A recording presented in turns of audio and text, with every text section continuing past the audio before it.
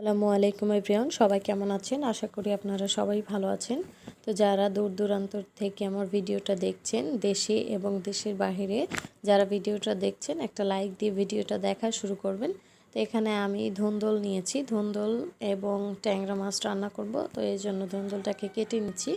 সিলে আমি এখানে একটা আলু নিয়ে নিয়েছি, সাথে এটাকে ছুলে নিচ্ছি। এবার আমি এটাকে ভালোভাবে ফ্রেশ পানি দিয়ে ধুয়ে নিলাম। এখন আমি কেটে নিচ্ছি।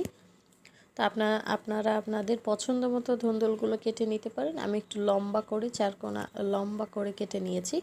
এতে করে ট্যাংরা মাছ কিন্তু লম্বা ছোট ছোট, তো খেতেও কিন্তু দারুণ লাগে। এর জন্য আমি আমার পছন্দ মতো সবজিগুলো কেটে নিয়েছি।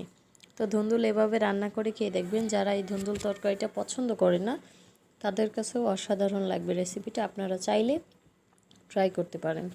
যারা নতুন আছেন, এখন পর্যন্ত আমার ফেসবুক পেজটি ফলো করেননি এবং ইউটিউব চ্যানেলটি